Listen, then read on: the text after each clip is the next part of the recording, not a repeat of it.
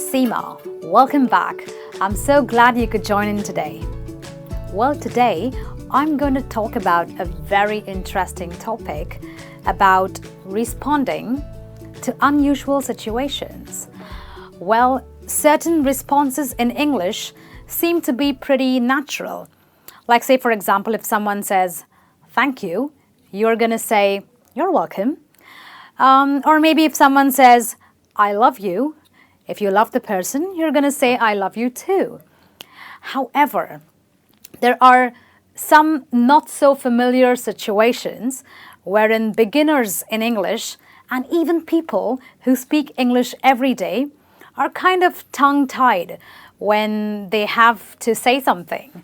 So today I'm going to talk about a few situations wherein you've got to respond, but you've got to respond appropriately, because sometimes you just don't know what to say. You can't just say an "oh" or a "thank you" or a "welcome." You got to say a little bit more than that. Okay, so what are those situations? We're going to have a look at the situations and look at the appropriate responses. The first situation is when someone tells you, "You look beautiful," or "You look good looking." Well, not everyone pays you a compliment. Not every day, right? So when someone tells you that, I'm guessing it's going to be something that happens not so very often. And therefore, your response should be something like, "That's very sweet of you. Thank you." So if someone says you're beautiful, you just say, "That's very sweet of you. Thank you." Or you could say, "Oh, that really made my day. Thank you very much." Now, if you want to get a little naughty or a little bit quirky with the person who has paid you the compliment, you could also say, "You sure have a good eye," or "You sure have a good eye for things." Okay, so when someone tells you you are beautiful or good looking, just saying thank you may not be enough every time. You want to say a little bit more, and that's when you can use these sentences. All right, and sometimes a friend or a work colleague would be sad or upset. Now, because you're their friend or their work colleague, you hate to see them that way, right? Now, what do you do to make them feel better? Well, you could say something like, "Do you want to talk about it? I'm here if you need me." I'll tell you what, a lot of people who are upset or sad, they may not want to open up. So it is always good to ask their permission if they really want to talk about it. Okay, so you always start with, "Do you want to talk about it? I am here if you need me," which means first you ask the permission and then you assure them that you are there if they want to just have someone to listen to. Okay? If the person is ready to speak and has pretty much told you everything that he is sad or upset about, you could say, "I can't imagine what you are going through, but it will get better." We say "I can't imagine" because we're trying to tell the person that you're going through a whole big deal. You know, whatever you're going through is a big deal. So I can't imagine what you're going through, but you tell them that, "Don't worry, it's going to get better." It kind of, peps them up a little bit, right? So when someone is sad or upset, you now know what to say, okay? And, well, this is a tricky one, okay, and a very difficult situation, really, because sometimes a friend or maybe a family member even has lost their job. This is a very painful situation. This situation makes people very angry, very frustrated, and probably very sad, right? So you've got to be very careful with your choice of words. There are very few things you can say to someone like that, but I think if you say, "It's only a temporary setback," well, a job loss is a setback because maybe you've had bills to pay, maybe you've got loans to take care of. And now that you don't have a job, you're kind of short of money, right? So that kind of puts you on a financial setback. So you should tell the person that, look, I know you've lost your job, but that's only a temporary setback. Okay, it's not permanent, it's only a temporary setback. Or you could say, with your talent and skills, finding something better shouldn't be a problem.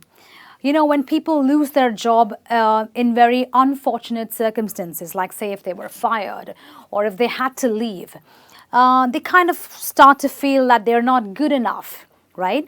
So you've got to make them feel that they are good enough. They can get something better. So they probably have certain talents, certain skills, which is fit for the kind of job that they're looking for. So you've got to tell them that with your talent and skills, finding something better shouldn't be a problem. And I'm sure they'll feel a little bit better than they have already been feeling all along. Okay, now we're going to deal with another very unusual situation, okay, but a really nice one. What if you receive an unexpected gift? Well, that's amazing, isn't it? I don't get gifts very often, so if I were to get an unexpected gift, I'd be really happy. Okay, now sometimes you get a gift that you like, sometimes you get a gift that you don't like. Okay, so respond appropriately depending on what situation you're in. So say for example, you have a gift or you get a gift that you really like. Okay, you want a really cute sweater, you got a really nice sweater for Christmas. So you can say something like, I don't know what to say. It's lovely, thank you. You know, why do we say I don't know what to say? When I say I don't know what to say, I'm saying that I'm speechless. I mean, the gift was so amazing. I'm dumbstruck. I don't know what to say. So when you have a gift or receive a gift that you love, you're going to say, I don't know what to say. Thank you. I love it. Okay. Now, sometimes you get a gift that you don't like. Well, what do?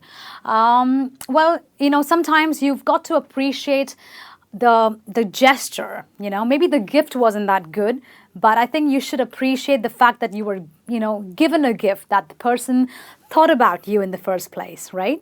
So you can say something like, that was very kind of you. Don't talk about the gift because you don't like it and you don't want to sound fake, right? So just talk about the gesture, saying that was very kind of you. Thank you. Okay? All right. The next expression, or the next situation, I'm sorry, is again a very tricky situation because we don't know what to do in this case. Suppose a family member of a friend or a relative, one of them passes away. Well, that's a really tragic incident, right? They're going through something very, very intense, something very, very sad. And, well, what do you say?